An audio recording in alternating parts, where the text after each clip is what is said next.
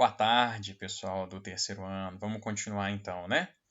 Então, primeira coisa que nós temos que saber já de antemão é que Vargas é fascista e aí ele outorga, ele impõe uma Constituição de 1937, chamada Polaca, baseada na Polônia, fascista também. Então, é uma coisa imposta. Outorgar é diferente de, né, promulgar. Promulgar quer dizer que você votou, tal, né? Igual a de 34, foi votada, teve Assembleia Constituinte, beleza? 37 não, outorgou, impôs. E aí com todos aqueles mecanismos autoritários que nós vimos, né, no vídeo anterior. Então é bem interessante já entender isso, beleza? E aí para entender a política externa de Vargas, né? Para entender essa política econômica, tá? É bem interessante entender, opa, Vargas ele era um cara populista, como está falando aqui em cima, a gente viu na aula passada, que poucos foram, infelizmente, né? Eu estava explicando isso, por que ele foi, né, pai dos pobres e mãe dos ricos, tá? Que é o que está falando aqui, né? Essa ideia do populismo e tal. Na política econômica, aí nós teremos um novo conceito que a gente precisa saber, que é pragmatismo. Vou repetir, pragmatismo, né? Pragmático. O que é ser pragmático? É agir de acordo com a ocasião. Maquiavel. A ideia de Maquiavel é muito essa. Os fins justificam os meios, né? Então, essa ideia do pragmatismo de Vargas é fantástica. Por quê? Ele era fascista, como a gente viu aqui, né? Essa característica corporativista aqui do Mussolini, enfim, algumas medidas de autoritarismo, né? Até no nazismo também, vamos dizer assim, né? Dá até para colocá-lo nesse patamar aí, né? Só que diferente do populismo, a gente viu a diferença dos conceitos na atividade que vocês entregaram, né? Vocês conseguiram entender a maioria, graças a Deus, né? Então, agora a situação muda. Nós temos uma política econômica em que ele vai precisar agir. 37, Estado Novo. Né? 39, Segunda Guerra Mundial, 1939. Automaticamente ele deveria entrar para o lado de quem? Itália e Alemanha, já que ele era fascista. Só que ele entra para o lado dos Estados Unidos, dos aliados. Interessante, né? Por quê? Nós vamos ver. Tá? E aí, ele vai adotar a política de acelerar a industrialização. Beleza, vamos industrializar. É o Plano Nacional Desenvolvimentista. Você vai ouvir esse termo tanto em Vargas quanto em JK. Só que a direção política para chegar nesse nacional de desenvolvimentismo de Vargas é através de empresas estatais para chegar nisso. Já a JK é através das multinacionais, ou seja, as empresas de fora, o capital estrangeiro. Então, são objetivos iguais, Plano Nacional de Desenvolvimentismo, ou seja, desenvolver a indústria nacional, porém, Vargas, ele através de empresas estatais, né, que vai ser financiada fora. Né, o capital sem questionar o regime privado. Tá? O capital vai vir de fora. Quem que vai financiar essas empresas estatais aqui? Estados Unidos. Por isso, pragmatismo de Vargas. Por que Vargas vai apoiar os Estados Unidos? Porque os Estados Unidos vai financiar tanto a CSN, Companhia Siderúrgica Nacional, quanto a Vale. Né? Famosa Vale aí, né? Vários problemas aí que a gente teve esse ano, enfim. E tem outros aqui também. Então, aí o pragmatismo. Vamos para o lado dos Estados Unidos, na guerra. A Alemanha também queria o Brasil vai ser disputado na Segunda Guerra, é interessante. Na primeira ele ficou só servindo café, ficou brincando, né? Na segunda não, na segunda a gente participa mesmo. É bem interessante. E aí nesse contexto, né, das empresas estatais e tal, que de fato nós vamos ver mais para frente, né, vai ter a Petrobras, o petróleo é nosso, a campanha, né? Enfim, Vargas não vai perder esse caráter nacionalista dele. Porém, para isso ele vai precisar contar com o apoio dos Estados Unidos. Beleza? Então é bem interessante. Né? Então a política administrativa, centralizar e consolidar o poder político. Então ele vai criar o DASP, o Departamento de Administração e Serviço Público. E aí é bem naquela ideia do corporativismo que eu falei para vocês, do controle, aqui é o controle da economia, controle social através do DIP, Departamento de Empenhos e propaganda, censura. Né? Então, é bem essa ideia do controle que Vargas vai exercer sobre a população de uma maneira geral. E aí os programas da rádio, aí vem a questão do populismo. A diferença de Vargas para o Mussolini e para o Hitler é que Vargas ele vai buscar essa questão de autoritarismo e tal, porém de maneira populista. Olha, ele vai tentar manipular as massas para mostrar que ele é bom e tudo mais, né? Então, aqui ó, foi o mais importante instrumento de sustentação da ditadura que, ao lado do sistema comandado por Hitler, instaurou no Brasil um período de terror, prisões, repressões, exílios, torturas. Isso vai ter no Brasil. A Constituição de 37 previa pena de morte. É interessante, a única que tem isso. Então, assim, só que a ideia não é fomentar isso nas pessoas, nossa, para as pessoas terem medo do presidente. Pelo contrário, isso era em situações extremas, precisasse usar, usava.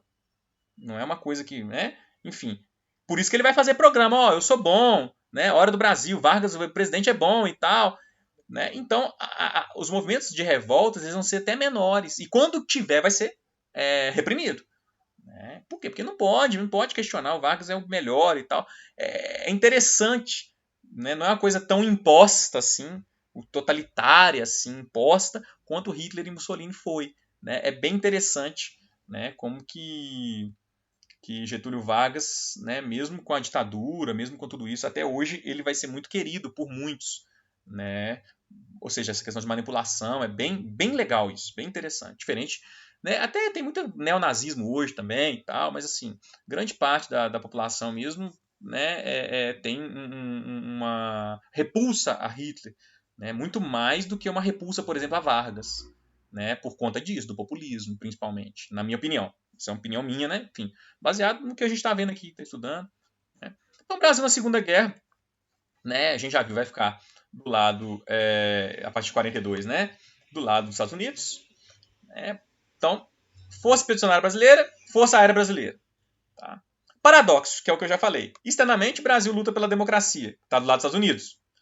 Internamente, né, há uma ditadura. Então, mesmo com a vitória dos aliados, com a vitória dos Estados Unidos, com o Brasil ganhando a Segunda Guerra, obviamente vai ter manifestações, 43, Manifesto dos Mineiros, né, contra a ditadura. Não dá para Vargas, apesar dele querer continuar, né, na ditadura, não vai ter como, né, uma vez que ele apoiou o lado democrático. Né.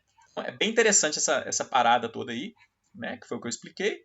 Ele vai ser obrigado, né, marcar eleições, beleza? E aí teremos o partido de oposição, o DN, União Democrática Nacional, né, oposição de liberal a Vargas e contra o PCB, tá? Que vai ter esse candidato aqui, beleza? Iedo Fiuza.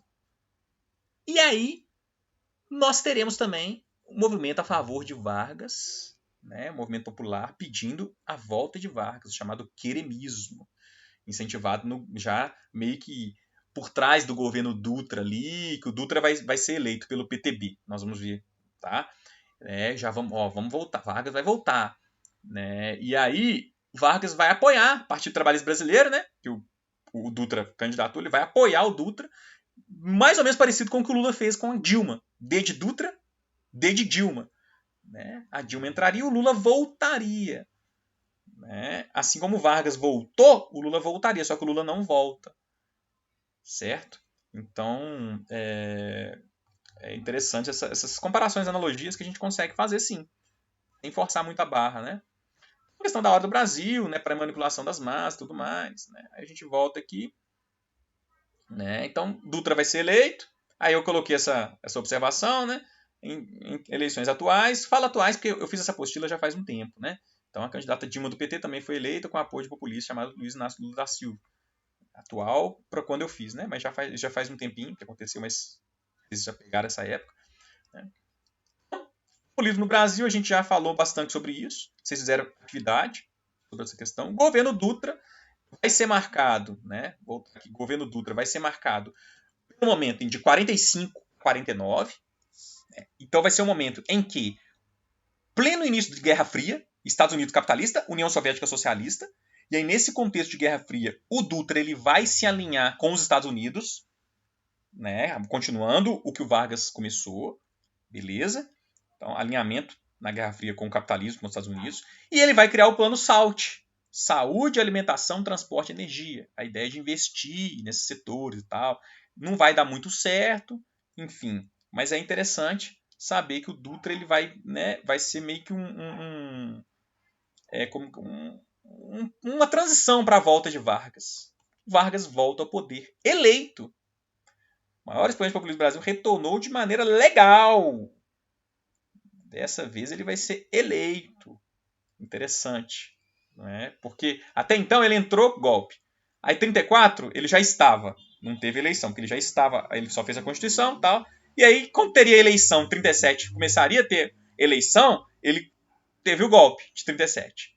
Tá certo? Então agora ele vence de maneira legal, pela primeira vez aqui. Tá? Né? Próximo já do seu suicídio, enfim. A gente vai ver. Eleito pelo voto direto, Getúlio tomou posse 31-51. A maior realização do Plano Vargas foi a Petrobras, empresa estatal detentora da exploração do petróleo.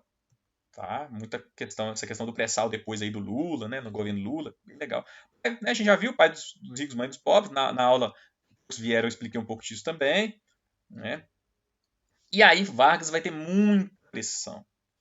Né? Muitas pressões para renunciar, a sair, tá? Então, a Eletrobras também vai ser criada, né? Não sei se eu falei, né? Mesma situação do petróleo, mas com relação à energia elétrica, tá? Enfim. E aí nós teremos um atentado, né, desses dois jornalistas aqui, né, Carlos Lacerda e Rubens Vaz, que vão ser alvejados por um pistoleiro, né, que muitas pessoas vão falar que era da guarda de Vargas e tal, chamado atentado da Rua Toneleiros. Então o crime vai ser planejado, né, afirmou que o crime foi planejado sem o seu consentimento, Vargas, né, não sabia de nada. Igual, é bem parecido, né, o Lula no mensalão, né, eu não sabia de nada, aí depois teve essas questões todas aí, eu não sabia de nada, né, enfim, isso se repete algumas dessas cenas, não estou julgando se foi, se